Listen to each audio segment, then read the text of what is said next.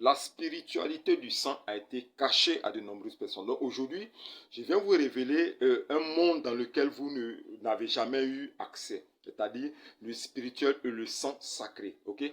Je vais révéler quelles sont les influences du sang sur la vie des personnes. Et quelles sont les capacités du sang et du pouvoir du sang qui influencent leur environnement et leur style de vie. Commencez déjà à vous abonner. Abonnez-vous, abonnez-vous, abonnez-vous.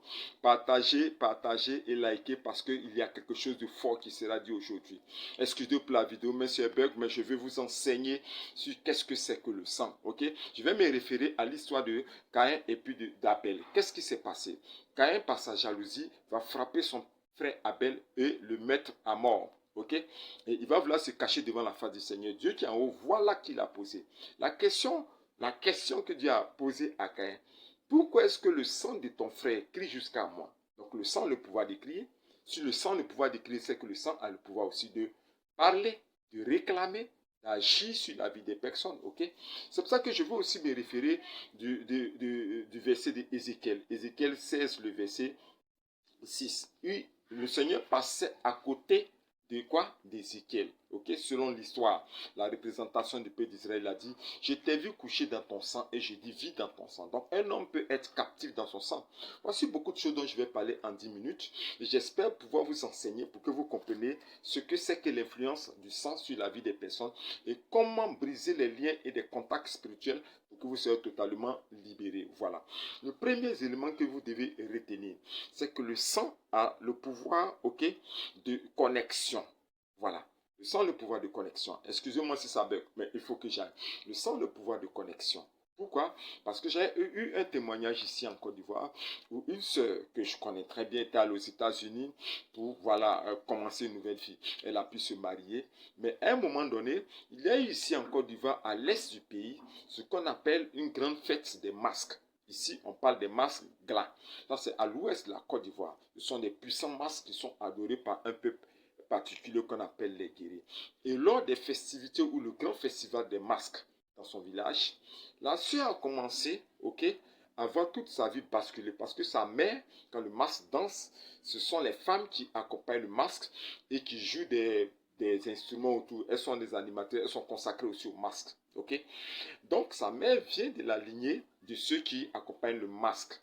Et lors de la cérémonie, la sœur commence à voir sa vie totalement basculer, puisque on lui a demandé d'envoyer de l'argent. Elle a envoyé son offrande pour pouvoir, voilà, comme dans l'ignorance, soutenir cette fête. Or, cet argent était comme un sacrifice, une offrande sacrificielle de sa vie. Depuis ce moment qu'elle a fait ça, tout a commencé à s'écouler autour d'elle. Son foyer, son mariage, divorce, son travail, les enfants, ça ne va pas. Jusqu'à ce que la sœur ait envie de venir en Côte d'Ivoire. Et c'est dans cette situation difficile-là que sa sœur qui est ici en Côte d'Ivoire me contacte pour qu'on puisse faire une prière pour l'aider là-bas. Et lors de la prière, tellement qu'elle était puissante, ces prières, Dieu nous demande de prier et de déclarer des paroles contre le sang, contre la malédiction du sang. Et quand on a commencé à le faire, cette sœur-là, sa mère qui était sur place a commencé à convulser, ou bien tomber en transe. Et c'est sa mère qui va avouer pour dire que pourquoi est-ce que nous voulons libérer sa fille, puisqu'elle s'est saisie de ce qu'on appelle la multiplie spirituelle qui est dans son sang pour pouvoir la joindre de l'autre côté là-bas. Et que c'est elle qui est à la base de tout ce qui est destruction de la vie de cette sœur. Donc vous comprenez quelque chose, dans le sang, il y a ce qu'on appelle la connexion spirituelle. Dans tous les pays du monde, tous les enfants d'une famille ont un seul sang, ce qu'on appelle le sang identitaire ou le sang originel, qu'on trouve dans l'arbre généalogique.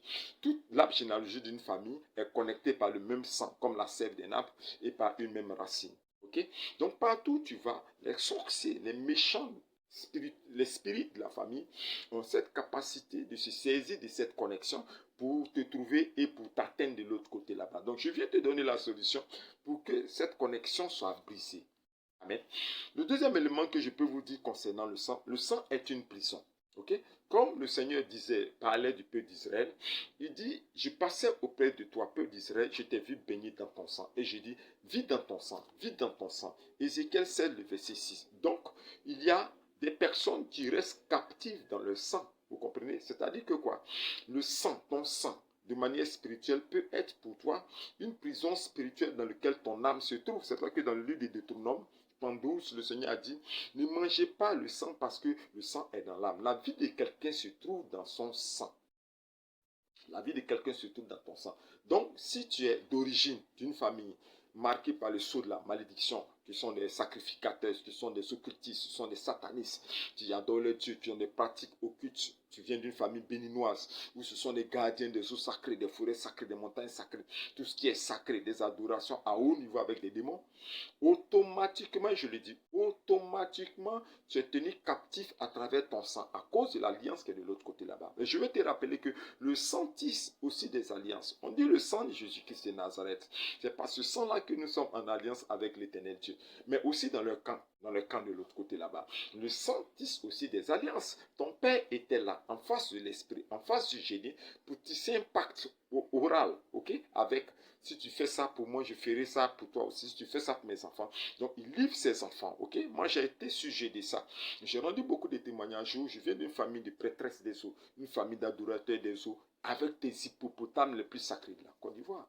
J'ai vu dans mon évolution spirituelle comment est-ce que dans mes rêves, je me trouvais dans des eaux inconnues, je me trouvais dans des fleuves inconnus, mais j'étais en contact avec des hippopotames.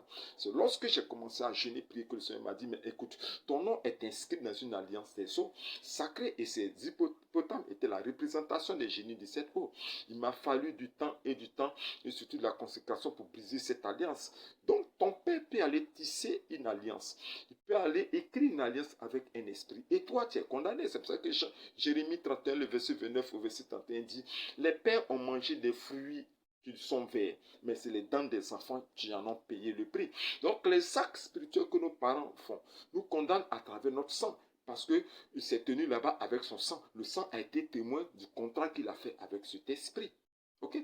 Le sang peut être aussi une marque significative sur ta vie. Le sang est une marque partout où tu vas. Ok? J'ai dit comme ça à quelqu'un qui ne connaît pas le mystère de la sorcellerie. Moi, je combats la sorcellerie depuis très longtemps. Quand la sorcellerie a lancé ordre d'exécution, partout où tu vas dans le monde entier, il y a une marque qui est sur toi. Tu leur donnes le droit de te frapper et de réclamer, voilà, réclamer leur mouton pour donner ça à leur confrérie. Pourquoi? À travers une marque que tu as sur toi qu'on appelle la marque du sang. On peut dire aussi pour certaines personnes, le ADN spirituel qui est sur ta vie qui fait que tout le monde te reconnaît. Et c'est quelle marque qui est sur ta vie? Si c'est une famille occulte, une famille traditionnaliste, une famille ethnique qui pratique des œuvres, des ténèbres, cette marque sera une marque de malédiction sur ta vie et qui va t'accompagner. Le sang aussi est un nom. Ok? Sinon, on ne va pas dire à telle personne que tu es de la lignée royale. Ton sang est de la lignée royale. Donc, si on appelle si on dit à certaines personnes que le sang est de la lignée royale, on peut te dire aussi à toi qui es au Cameroun, au Gabon, en France, mais quoi, que ton sang est de la lignée des féticheurs, ton sang est de la lignée des magiciens, ton sang est de la lignée des occultistes. Donc déjà, ça devient une identité, et ce n'est pas la vraie identité que tu portes sur ta vie, c'est une identité héritée de ta famille. Donc moi j'ai dit quoi? Je dis que l'arbre généalogie de la famille à travers le sang nous transmet quoi? Des dettes et des crédits. Tu dois payer des dettes que tes parents spirituellement ont contractées, tes ancêtres spirituellement ont contractées. Tu dois les payer. Tu dois rembourser aussi des crédits spirituels que tu ne sais même pas. Tu dois véritablement donner ta vie à certaines entités démoniaques ou des génies que tes parents ont adorés à travers l'arbre généalogie. C'est pour ça qu'il est très important de briser le lien de sang et de couper la connexion et de faire une très bonne délivrance pour que tu sois totalement libéré. Amen. Moi, je peux te conseiller véritablement d'aller sur ma librairie Amazon. Il y a un livre qu'on appelle L'esclave devient maître. L'esclave devient maître. Très bon livre pour une très bonne délivrance. Et puis, il faut que tu te libères. Parce que c'est ce poids, cette malédiction, cet effet du sang sur ta vie là qui te détruit. Il est l'heure de briser l'alliance du sang, de rompre les connexions et les chaînes pour que tu sois libéré et que tu sois vraiment heureux sur cette terre. Mes numéros sont là. Vous pouvez m'appeler, rentrer en contact avec moi pour que je puisse vous indiquer quelles sont les prières qu'il faut faire. Et je vous conseille le livre qu'on appelle L'esclave devient maître.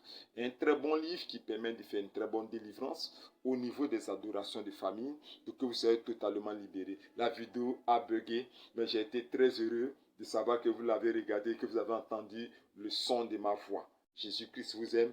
Donnez votre vie au Seigneur Jésus-Christ, vous qui ne l'avez pas fait. Appelez-moi, rentrez en contact avec moi. Allez ici sur ma librairie chrétienne Amazon, vous allez voir qu'il y a de très très bonnes choses. Appelez-moi et je vais vous aider. Dieu vous bénisse et shalom à vous.